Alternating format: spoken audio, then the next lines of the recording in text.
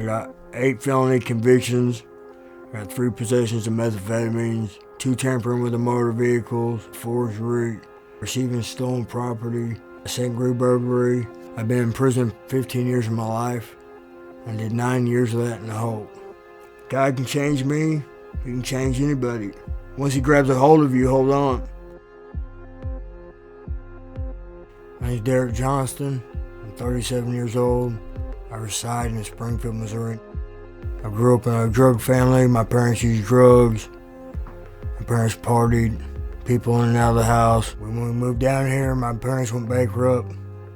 We lived in a bus for 2 years. We took baths in a horse trough and heated up the water with acetylene torches. Growing up, I was a troublemaker. I was always in trouble.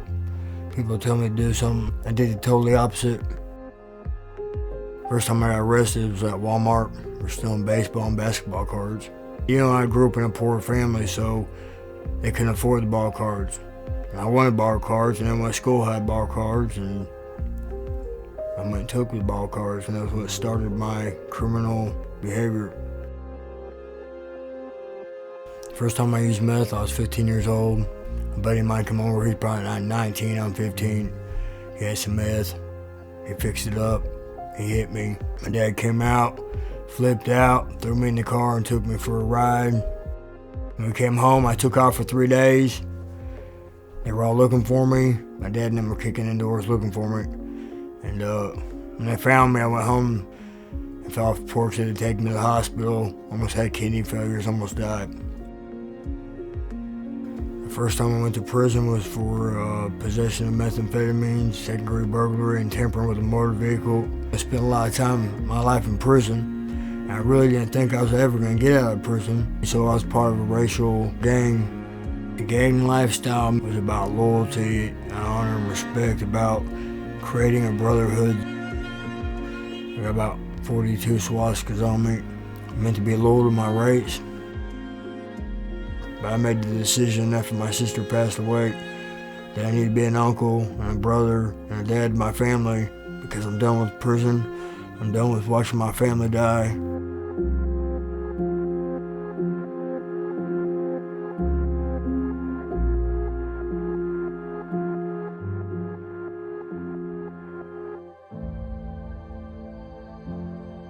First time I heard about Freeway Ministries was from a partner of mine that was running the reentry program.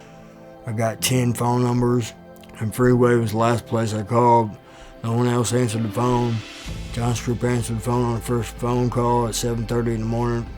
So I received a phone call from Derek. He was wanting a shot at the men's house. He was very respectful.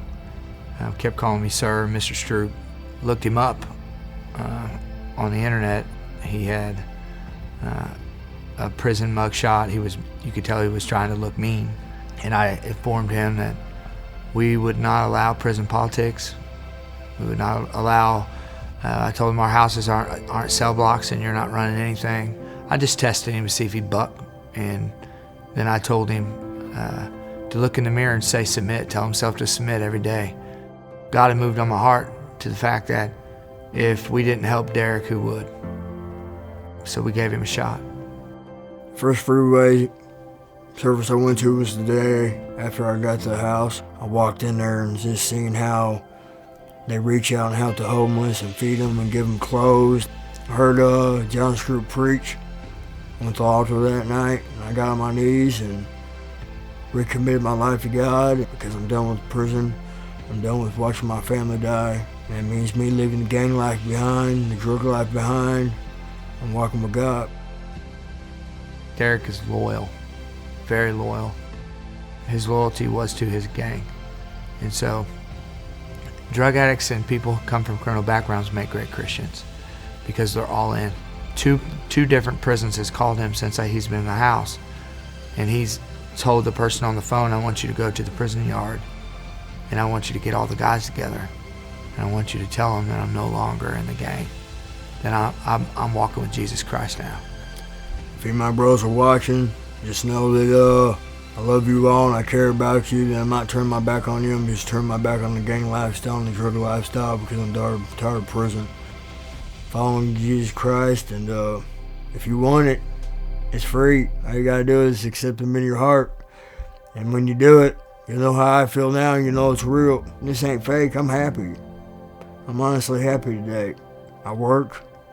I'm committed. I'm structured. I got stability. Derek has hope now. You know, he's got something to live for. And I would say this, that for everything God has for you that's good, the devil has a counterfeit.